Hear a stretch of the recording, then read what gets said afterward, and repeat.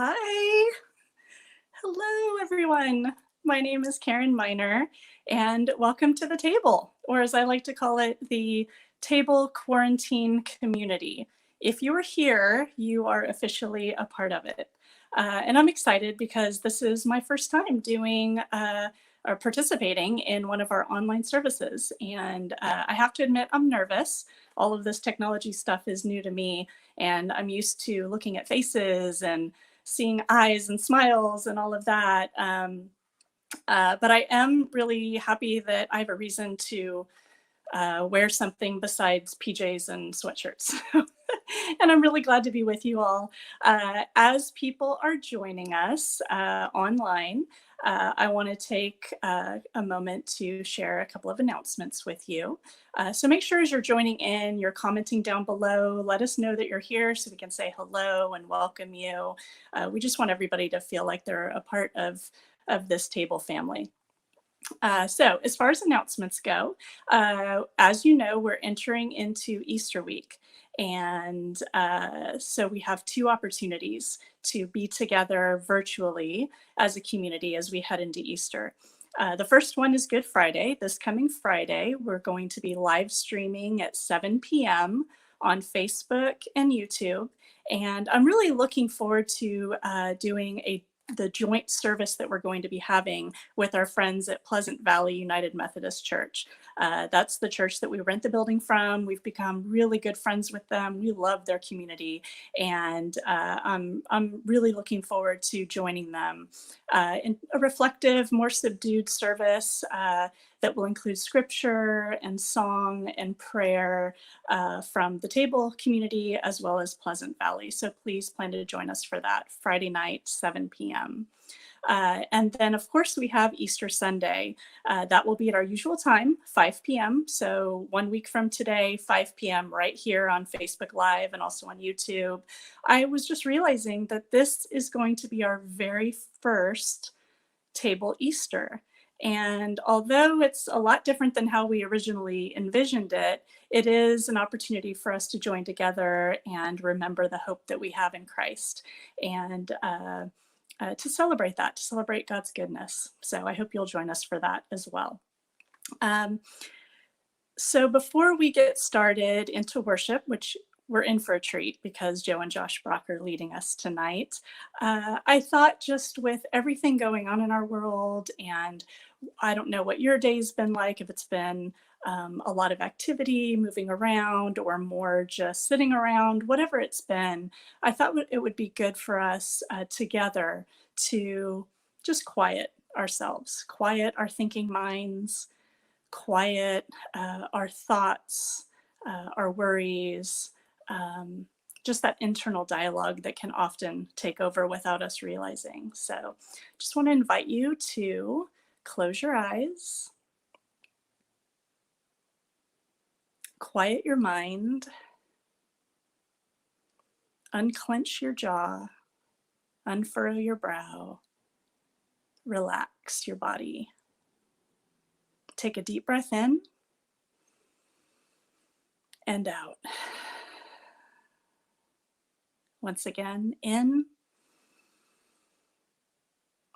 and out. Allow yourself to relax. Allow yourself to be here now. Allow yourself to just surrender any anxious thoughts, any worries, any to-dos that are on your mind for later. Use this time to let that go and be here now. God, we thank you that we can be together in this way again. We thank you for your presence that is always with us. And God, we center on you, and we give this time to you. And we remember your goodness and your love. In Jesus' name, amen. Joe and Josh, over to you.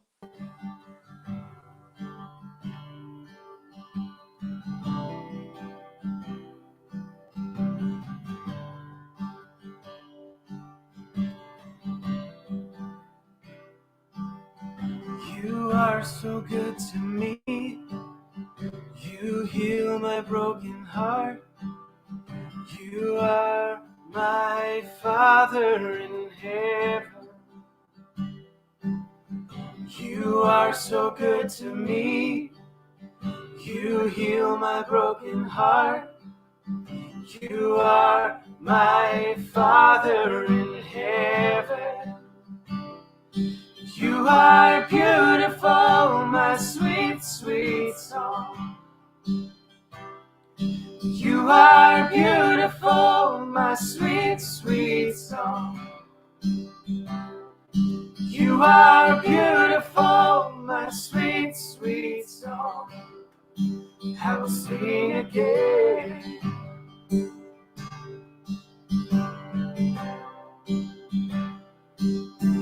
You ride upon the clouds. You lead me to the truth. You are the Spirit inside of me. You ride upon the clouds. You lead me to the truth. You are the Spirit inside of me. You are beautiful, my sweet, sweet song. You are beautiful, my sweet, sweet song. You are beautiful, my sweet, sweet song. I will sing again.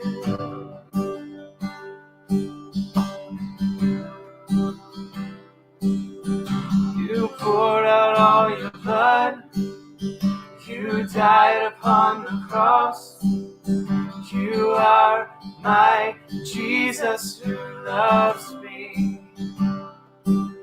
You poured out all your blood. You died upon the cross. You are my Jesus who loves me. You are beautiful, my sweet, sweet song. You are beautiful, my sweet, sweet song. You are beautiful, my sweet, sweet song. I will sing again. You are my strong melody. You are my dancing rhythm. You are my perfect rhyme, and I want to sing forever. You are beautiful, my sweet, sweet song. You are beautiful, my sweet, sweet song. You are beautiful, my sweet, sweet song. I will sing again.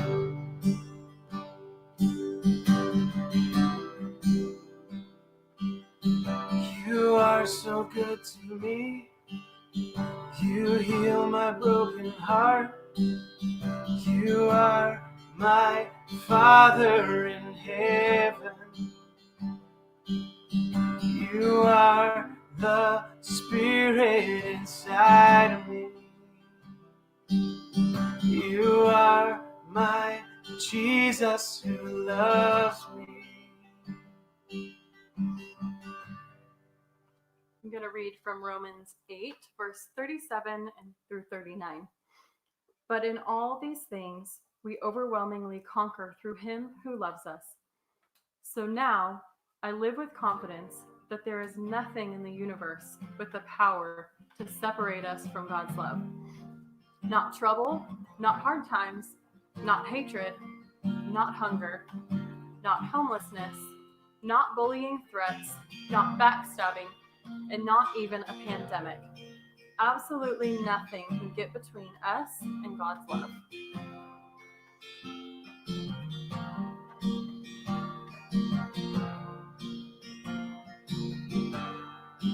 For us spoke a word, you were singing over me.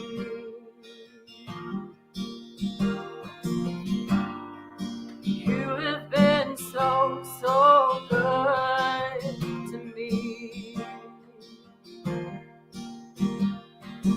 Before I took a breath, you breathed your life in me.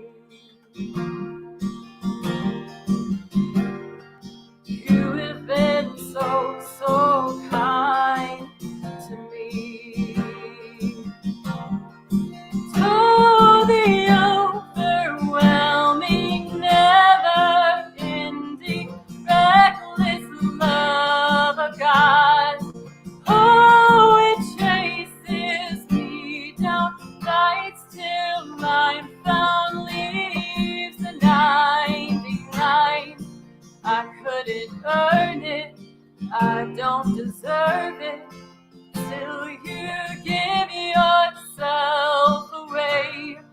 Oh, the overwhelming, never-ending, reckless love of God.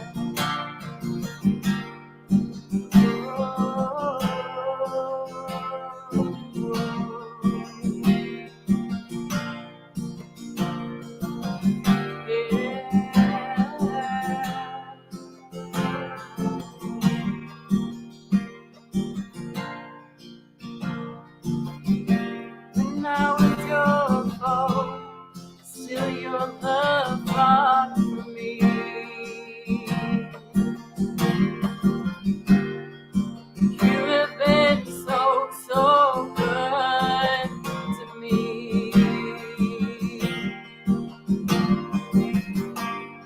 And I felt no worth, you paid it all for me. You have been so, so kind to me. Oh, the overwhelming, never-ending, reckless love of God. Oh, it chases me down, fights till I'm found, leaves the 99. I couldn't earn it, I don't deserve it, still you give yourself away. Oh, the overwhelming, never-ending, reckless love of God. Yeah.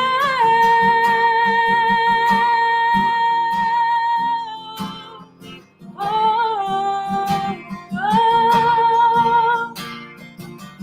oh,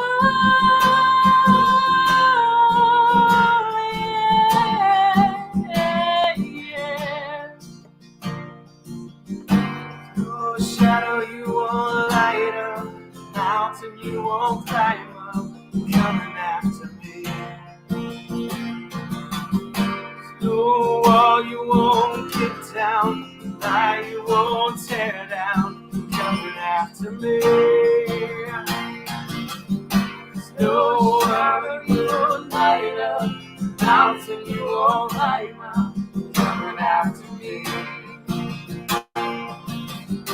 No wall you won't kick down, lie you won't tear down, coming after me. No shadow you won't light up, mountain you won't climb up, coming after me. No wall you won't kick down, lie you won't tear down, coming after me. No shadow you won't light up, mountain you won't climb up, coming after me. No wall you won't kick down, lie you won't tear down, coming after me. Oh, the overwhelming, never-ending, reckless love of God. Oh, it chases me down, fights till I'm found, leaves the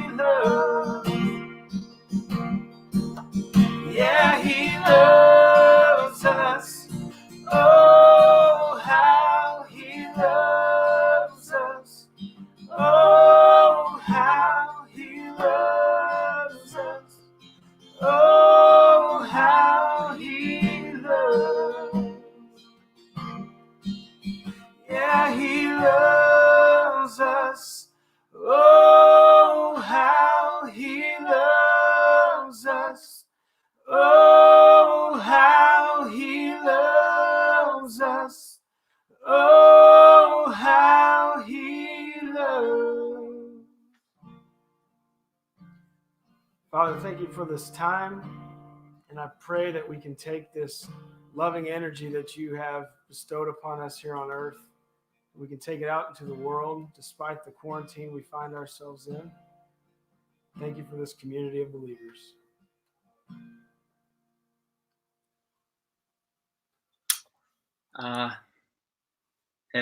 Hello. Grace and peace. Welcome, and a huge thank you to Josh and Joe for leading us so beautifully. They have really good chemistry. and thank you to Karen as well. I was so glad to have her kind of able to jump in this week. And it's really, really good to be with all of you. Obviously, I would love to be in person, but I guess this is like the next best thing. And so I'm glad that we can connect in this way. So I'm really glad you all could join us this evening. So this is now part 5 of our series titled Tranquility, Cultivating Calm in a Crazy World. And it's all about empowering all of us with like insights, with tools, really just to be able to do that well, to cultivate that kind of tranquility and calm. Because we want to be a church who not only worships Jesus, who not only says like Jesus is Lord, but who actually endeavors to live the way he lived. And of course, we're in a really challenging time right now due to the virus. And for many of us, it's challenging really for a variety of reasons. It could be work related, right? We could just be stressed out by either work's gone crazy and we're trying now to like do it from home and that's frustrating and stressful, or it's maybe just a lack of work and so then we have financial pressure.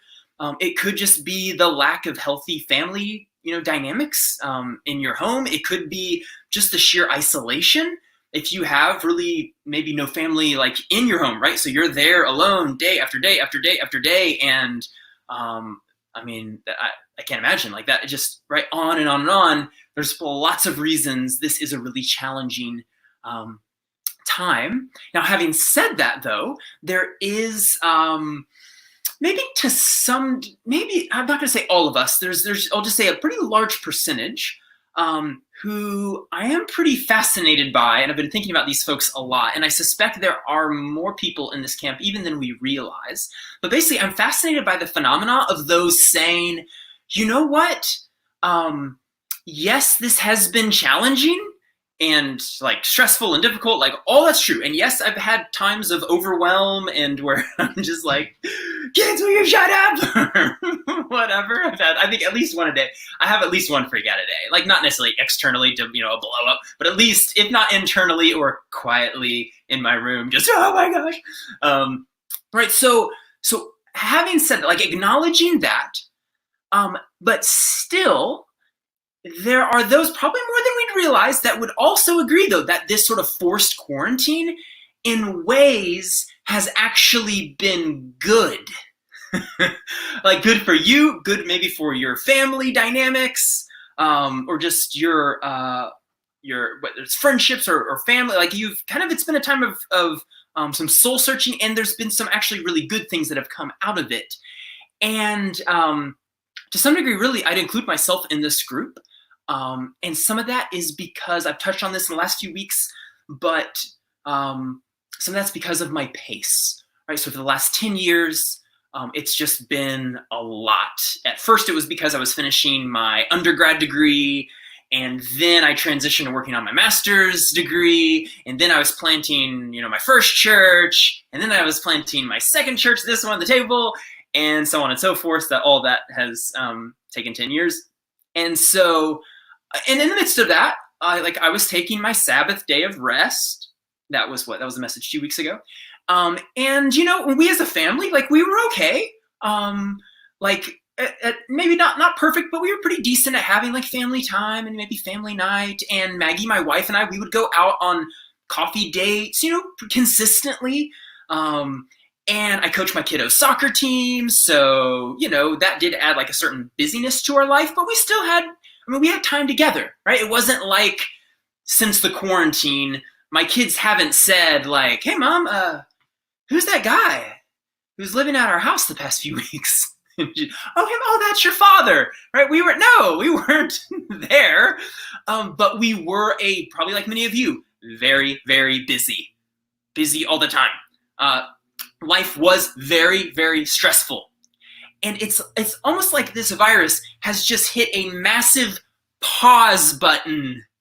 And I swear, we have been home more in the last 3 weeks than the last probably 3 months combined. We have played more family basketball in the last 3 weeks than ever. And I was talking with Maggie about this, and she said, like, Brett, I hate to say this, like, because it has been challenging, and I know for other people it's just kind of the worst, but at least for us, I kind of feel like maybe this is like the best thing that's happened to us in a while. Now, that's a whole conversation like we need to kind of have as a family and figure out, okay, after this quarantine ends, what changes do we make such that we don't have to say, man, good thing that quarantine kept us in our house forever so we could spend time with one another, right? That sort of points to some things we need to work through. But what that got me to thinking about, and I think this is kind of the broader, all of us can be reflecting on this, is a word. And that word is the title of my message tonight. That word is boundaries. Now, boundaries is a word that has been sort of popularized more recently by writers like Dr. Henry Cloud, John Townsend, as well as Brene Brown, a family therapist and rabbi named Edwin Friedman, and really many other therapists, psychologists, even theologians. And the reason is that what they've kind of tuned into is the fact that learning how to set boundaries in your life is absolutely essential for us to be spiritually and emotionally healthy people.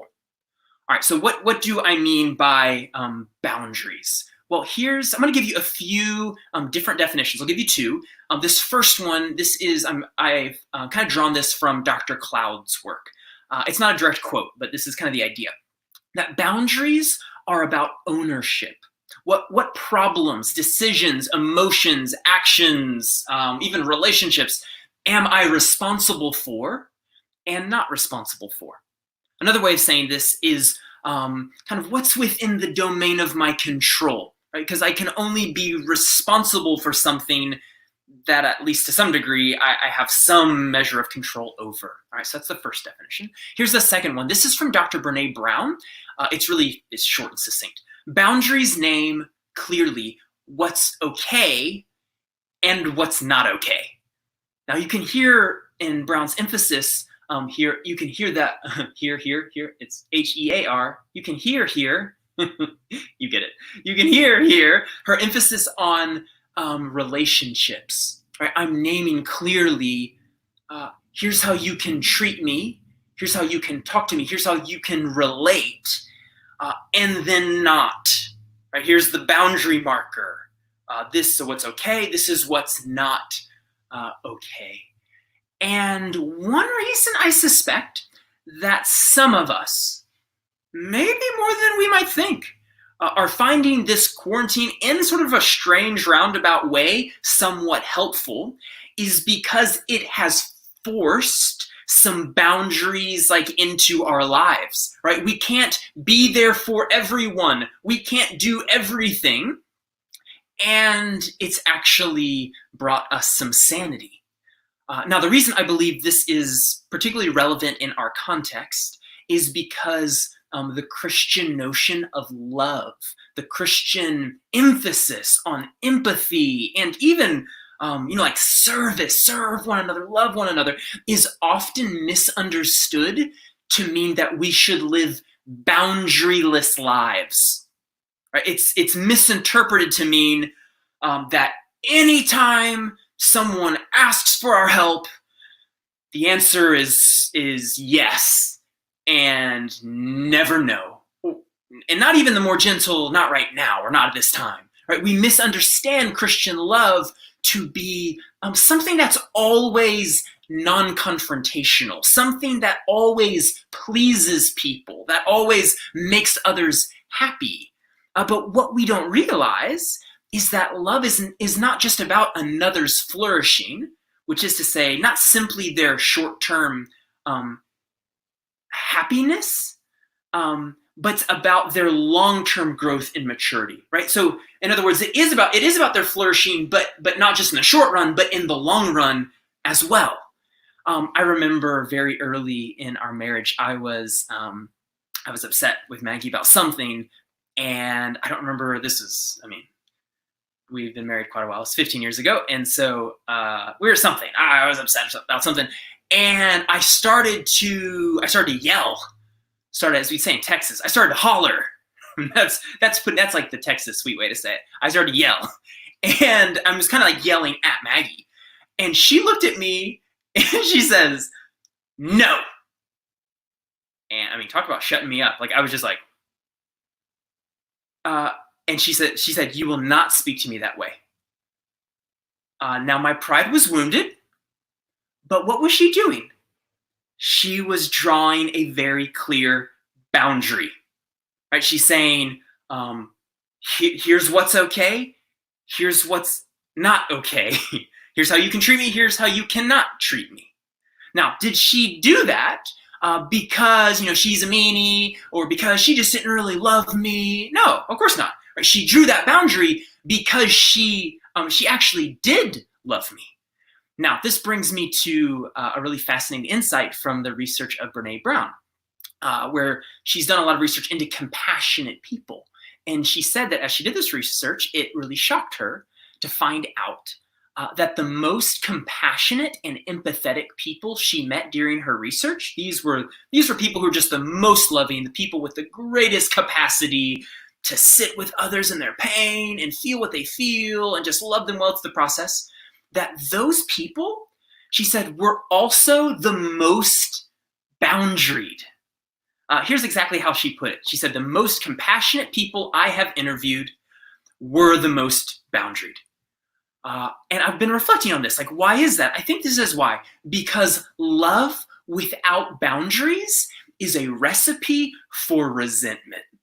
Right? I will eventually feel trespassed upon. And if I can't say no to you, then eventually I can't say yes. Right? To really give an honest yes requires that I could have said no. And but this is difficult for us because, again, we're good Christian folks. Like, we want people to feel like we love them.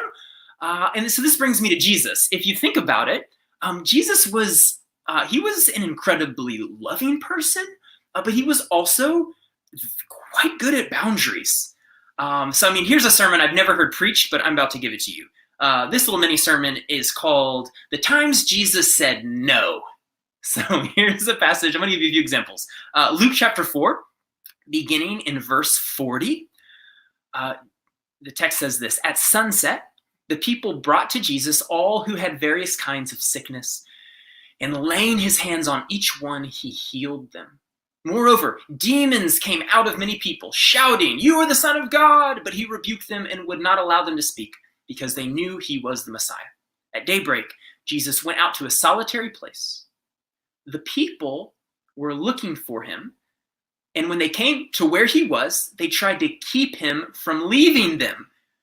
But he said, "I must proclaim the good news of the kingdom of God to the other towns also, because that is why I was sent." Verse 44, and he kept on preaching in the synagogues of Judea.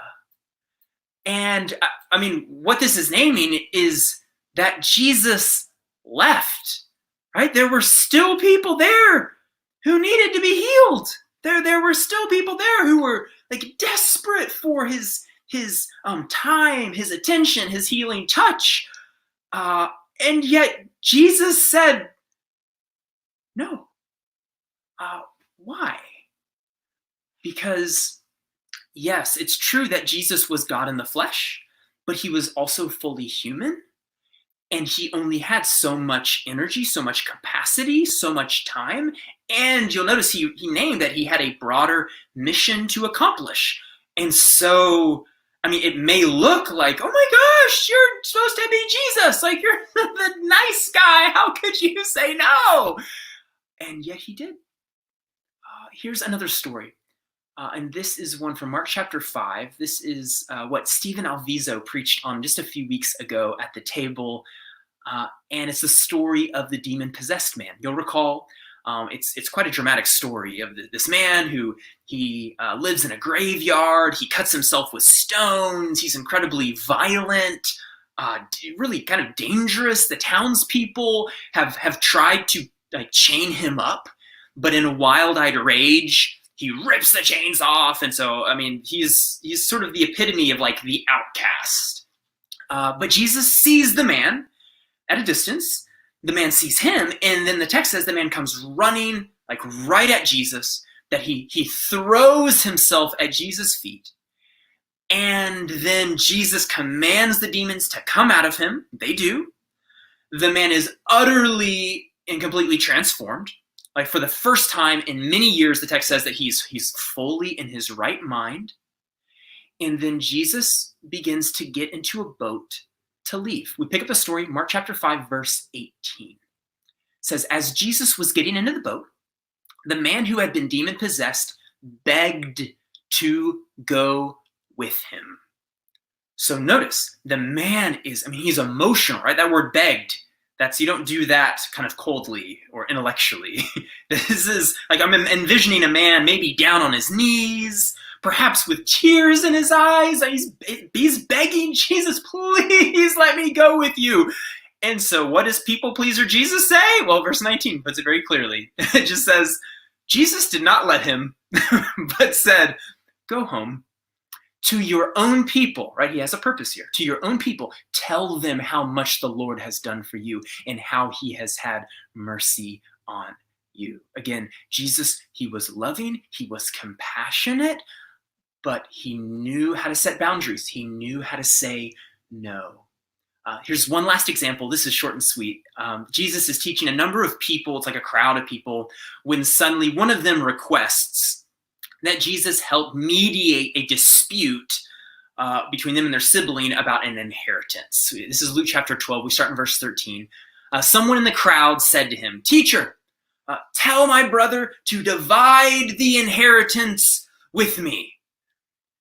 Jesus replied, man, who appointed me a judge or an arbiter between you? In other words, what are you doing, bro? Don't triangle me into your family dispute. You need to work your stuff out. Now, what fascinates me about these stories is that in them, Jesus appears to be what we would call a bad Christian, because we think of Christian love as being, basically being an incredibly agreeable person, always saying yes. Never hurting someone's feelings, right? Never challenging someone to grow up. But as I said earlier, that's not love. So I want to spend some time getting really practical with you. So I want to shift to, here are 4 myths about boundaries, just to kind of keep unpacking our thinking on this. And these 4 myths I got from Dr. Henry Cloud and Dr. John Townsend, their book titled Boundaries. You can pick that book up if you'd like some more kind of in-depth teaching on this. So let me give you 4 myths. First myth, if I set boundaries, I'm being selfish, right? We get this. I can imagine someone looking at Jesus in those examples above and saying that you are being selfish. It's not about you, Jesus, or something to that effect. But the truth is, with boundaries, it's actually the opposite. As we looked at in the passages, like I just named, right? Jesus' ability to set boundaries, that was so key. But here's how Brene Brown puts it, right? She said, the most boundaried people are the most caring people. Why? Because I can't give what I don't have. If I can't love others if I'm utterly and completely depleted. And honestly, what your family, what your company, what your church needs is really the best you. Which means we want you to set boundaries. That's healthy. Like in the end, we win, your family wins, your marriage wins, your relationships win. Like it's good. It's the opposite, right? It's not if you set boundaries, you're being selfish. It's if you don't, like that's the selfish thing. Okay, so that's the first myth. Second myth, boundaries are a sign of disobedience. So this comes from kind of messed up communities and, if I'm really honest, a lot of times religious church circles. Sometimes in those kind of communities, you'll hear something like, hey, a person, they're setting boundaries and they're just, they're not really on board with who we are. They're just not really a fit. They're just not really giving us, what we need. They must have like a hard heart. And again, that's just bad theology and badness. That this is a completely irresponsible way to think about it. Because the truth is that a lack of healthy boundaries in our lives, that's actually a sign of disobedience to God, right? It's not the other way around. It's not by saying yes to everyone and totally overextending myself that's like God honoring. In the end, right, God has given us a certain capacity, a certain, you might even call it like a circle of care and responsibility. Other people have called it a sphere of influence. And he's called us to steward that. And yet, if we spend, years utterly depleting ourselves with no boundaries, and then in the end, we'll probably blame God and everyone else, like, how could they have done this to me? When actually it was like our problem in the first place, right? Like it's much better if we just go ahead and set those boundaries. That's actually a sign of obedience to God, and that's really what's best for our communities. Third myth, if I begin setting boundaries, I will be hurt by others. This is a tough one because often we fear, right? If we start setting these boundaries, then, oh my gosh, like my spouse will leave, or my friends will abandon me, or my kids will hate me. Here's how Henry Cloud and John Townsend put it. They say boundaries are a litmus test for the quality of our relationships. And this is actually a point dealt with a lot by rabbi and family therapist Edwin Friedman.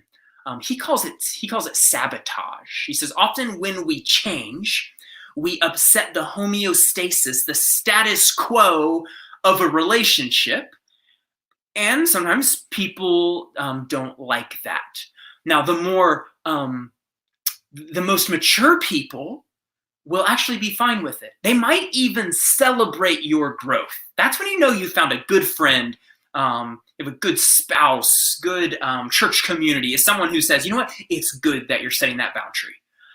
However, the most immature people in your life, they may not, probably won't celebrate you setting this boundary. Having said that, even if like your spouse or your children or friends or whatever don't initially react well, there's a very real possibility that if you can work through that conflict, that actually all of you will grow and your relationship in the end will be strengthened on the back end. And you'll grow and learn kind of through it. All right, that's a third. Fourth myth. If I set boundaries, I will harm others. Dr. Cloud, he draws a wonderful distinction between harm and hurt. Harm is about like honestly damaging people. So when we say words tinged with like venom and hate, we can harm. When we use our bodies to do violence, we can harm. However, sometimes we must hurt someone's feelings in the short term so that they, and our relationship can actually thrive in the long term.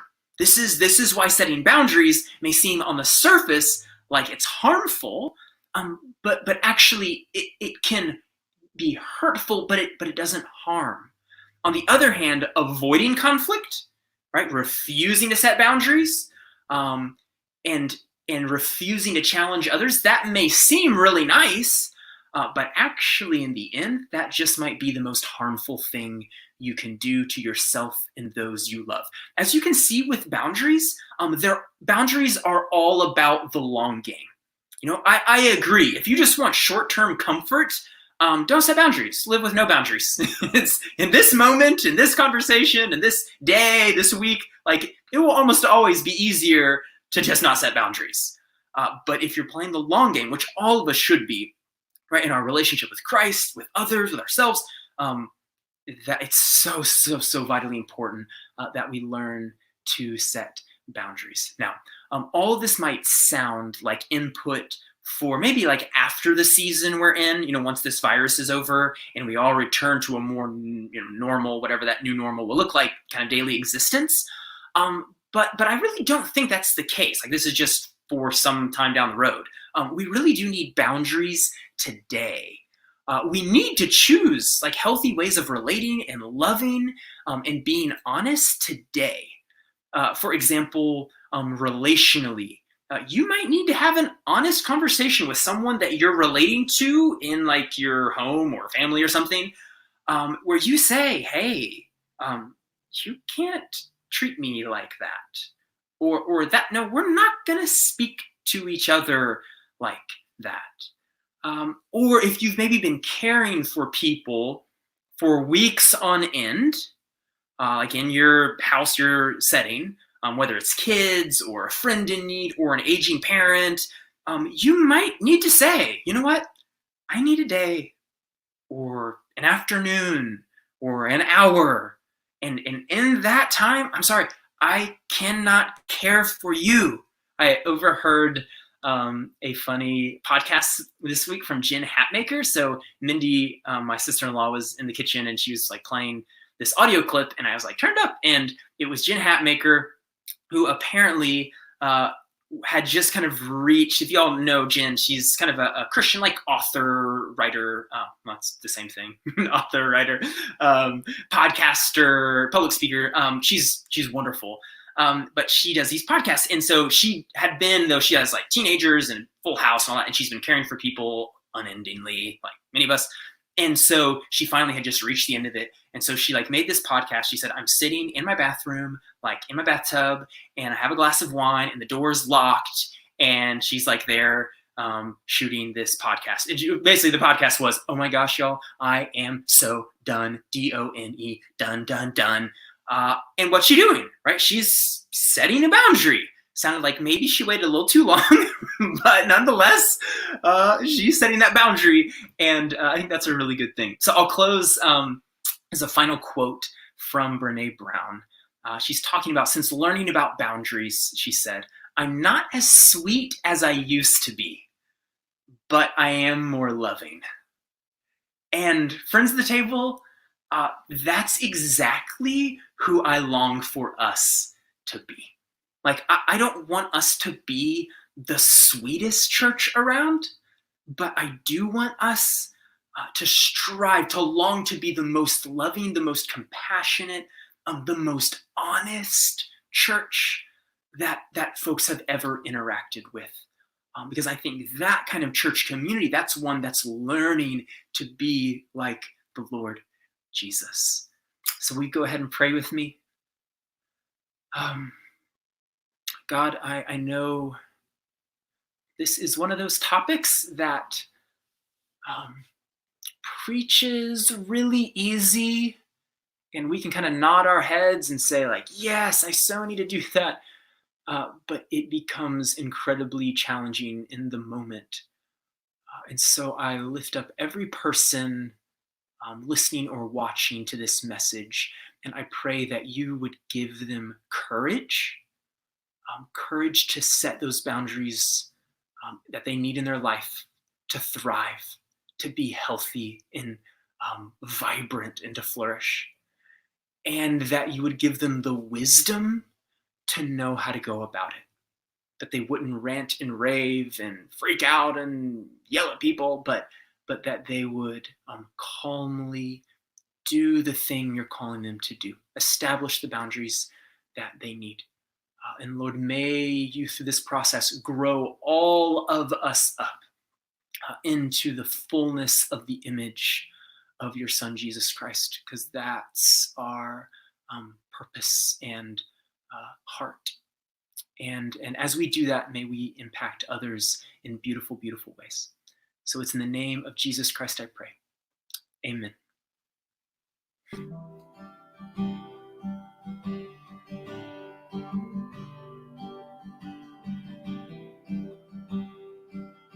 You are so good to me. You heal my broken heart. You are my Father in heaven. You are so good to me. You heal my broken heart. You are my Father in heaven. You are beautiful, my sweet, sweet song. You are beautiful, my sweet, sweet song. You are beautiful, my sweet, sweet song. I will sing again. You are my strong melody. You are my dancing rhythm. You are my perfect rhyme, and I want to sing forever. You are beautiful, my sweet, sweet song. You are beautiful, my sweet, sweet song.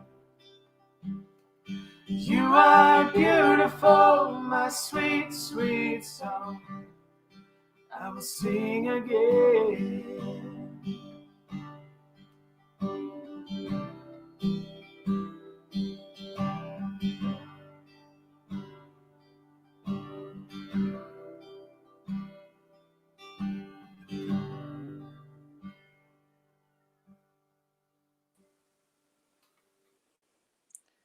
Thanks, Joe and Josh. And thanks, Brett, for your message.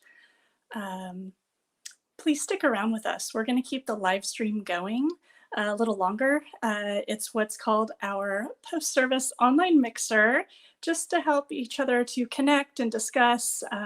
Feel free to ask questions. Brett's going to hang around and just interact with you all around the message. So we'd love to have you stick with us. And for those of you that need to head out, feel free to do so. Let me just send you out with this benediction. May the Lord direct your hearts into God's love and Christ's perseverance.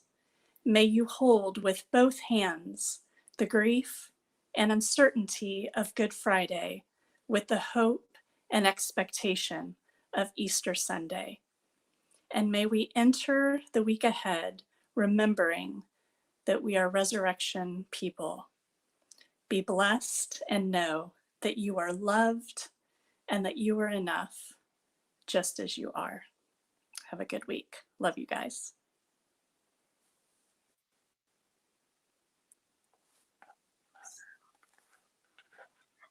Aaron, thank you. Thank you. I was hoping to say goodbye to Josh and Joe too, but Oh, that's did they? Oh, there they are. Yay. You beautiful people. Thank you all so much. Yeah. That was good. It was a lot of It was fun. fun. Yeah. Good. So glad to have you. All right. All right, we're gonna have to. See you guys. Yeah. Bye, guys.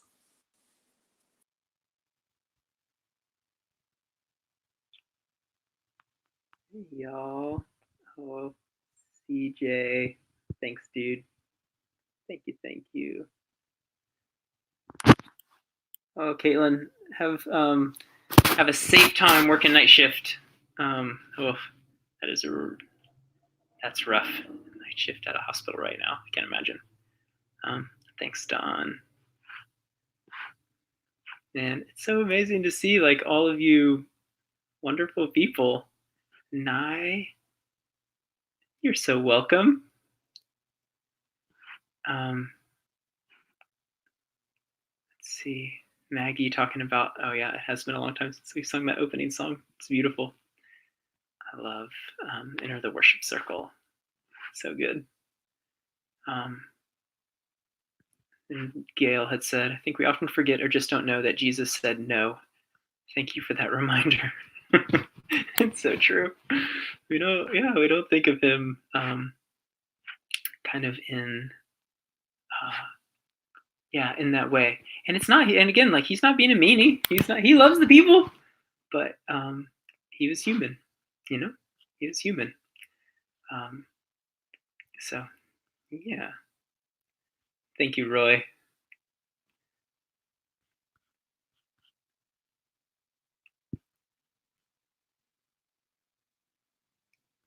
Milagros is saying she needs to get friend requests from the table family. That's true. You do need to get connected. So this is one good thing about kind of seeing all the comments is you can go back through, click a name, someone's name you recognize, and then like friend them on Facebook. And yeah, it is. It's so it's a great way to kind of stay in the loop and connected. Chris was just saying the message on boundaries is so appropriate with teleworking at home with a family. It's so challenging to balance. Yes. I grew up with my dad worked from home for many years, like probably most of my junior high and high school years. And he very clearly had some boundaries. He would have like the door, like he had a sign on it, like basically said like, hey, shut up. Like, don't just barge in here being loud. And, because he could be talking with like someone, I don't know, some executive in India or something. And then all of a sudden his boys are like, hey, Dad. So having said that, we do have to show grace in this time because we're all in tight quarters, Yeah.